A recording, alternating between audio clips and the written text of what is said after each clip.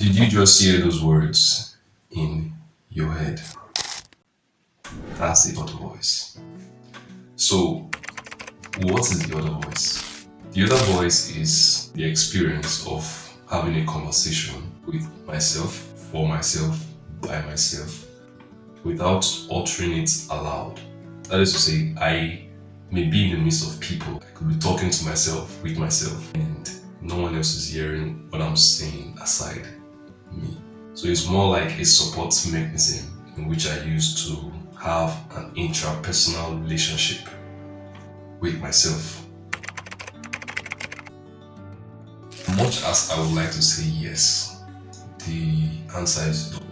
I did a study and I found that most people have the inner monologue, like they do have conversations with themselves, and some other people don't have this inner monologue. Now, for these people that have the inner monologue, they mentally articulate words, not what they read or see.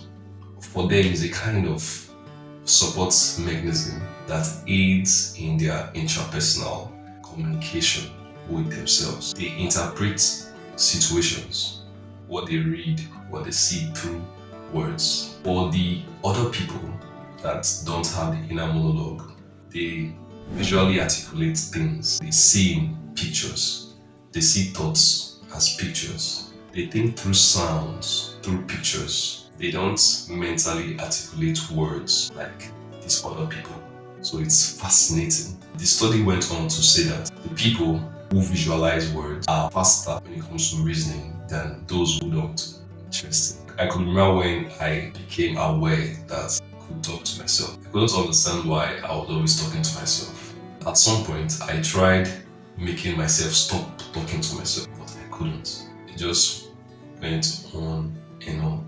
I couldn't mentally accept the fact that I was talking to myself and I couldn't stop talking to myself. To me, it was like an issue. Like I had an issue. What I did was I started asking people. I started asking my friends, like, do you feel the same? Like, do you talk to yourself?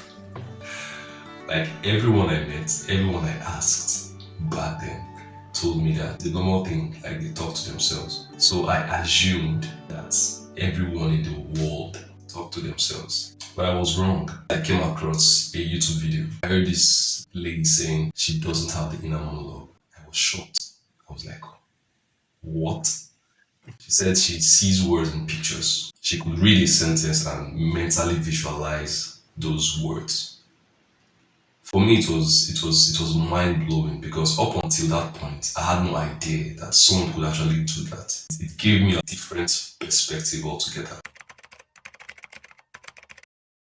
So where does it begin? Like, where do people develop this other voice? I did a study and I found out that the inner voice is developed in children. In a child's formative years, there's a part of the brain called the Broca's area. It's responsible for speech development. That's where the inner voice is first developed. So over time, it advances to become a support mechanism for an intrapersonal relationship with oneself. The inner voice is helpful because it helps us complete like our everyday tasks. It gives us the motivation, the encouragement we need to complete tasks, jobs, activities, like everyday activities. Over time, I started becoming conscious of my other voice. I realized the way I spoke to myself, what I say to myself, also affected my self-esteem. That is to say, if I saw myself as a bad person, I was definitely going to act out as a bad person. If I saw myself as a good person, I definitely acted out as a good person. There were times when I wanted to do something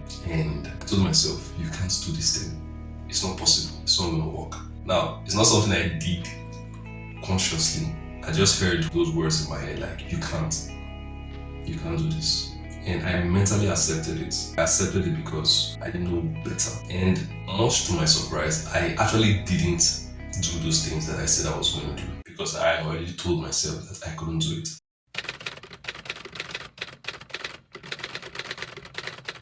But when I started becoming more conscious of the way I talk to myself, how I relate with myself, I found out that if I could change the way I think, then I could change the way I did things. So situations where I told myself, you can actually do this thing, I ended up doing that thing and even doing it well, like very well.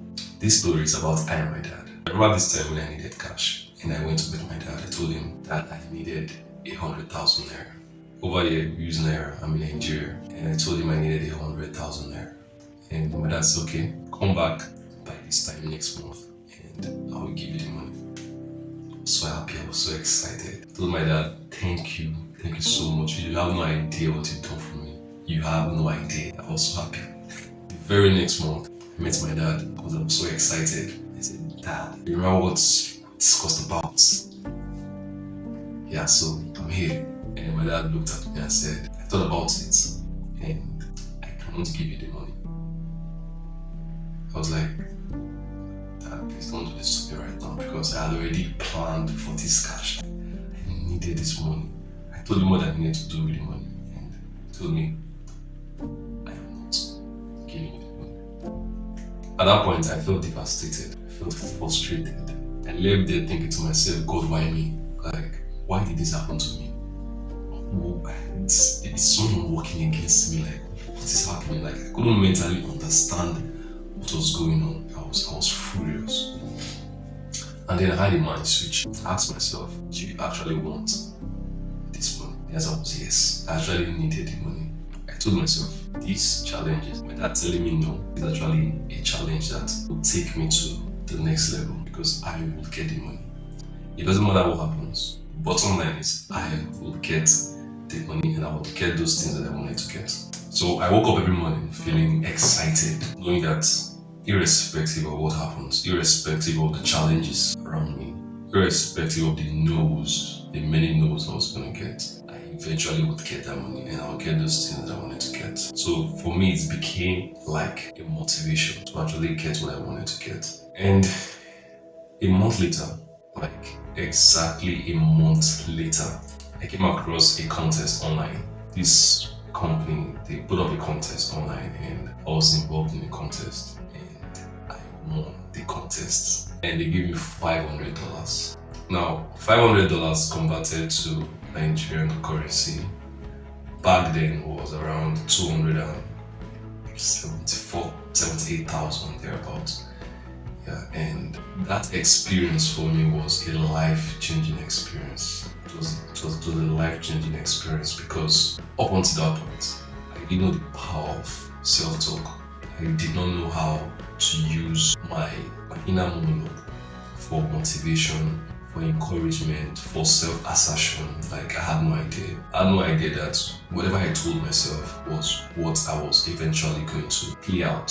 So if I told myself that I was good enough, then I would play out a good enough personality. So up until that point, I had no idea that I could actually change my life by changing the way I think. So for me, over the years, it has helped me build a good interpersonal relationship with myself. I am very conscious of what I think these days, what I think now. I don't use words that are negative when talking to myself. Even when I make mistakes, I tell myself, okay, I can do better next time. I don't say, "You're crazy," or "You can't do it," so you can't do anything. I reassure myself that it's going to be better next time. And I realized that over the years, it has actually helped me build self-confidence in my abilities. Things that I couldn't do before, I see myself doing them because of the way I see myself. It has helped me build a strong mental image about me as a person. So instead of this other voice being my great foe, it has actually been my greatest ally in my accomplishments so far. Yeah. So for those people that are thinking to themselves, "Do I have a problem?" No, you don't. You don't have a problem. You are perfectly normal. This is who you are. You need to learn to accept who you are and you need to learn how to use what you have to move to the next level. So the question I'm asking you watching this video is, how are you using your inner monologue? Is it helpful for you? Is it something that supports you? Is it your greatest ally or your greatest foe? How are you using your inner monologue? Do you find yourself mostly having a negative self-talk, or do you have a more positive self-talk with yourself? Because the way you talk to yourself is going to determine the way you see yourself, and it's ultimately going to determine the way you respond and interact with the world. So your intrapersonal relationship is going to determine your interpersonal relationship with other people. It should be a mindful act to be aware of the kind of thoughts that you allow, those things you say to yourself. It's very important to watch those words you say to yourself. In my next video, I'm going to share how I used this other voice, how I started talking to myself. I'm going to share how I personally used this other voice to encourage myself, to motivate myself, like step by step.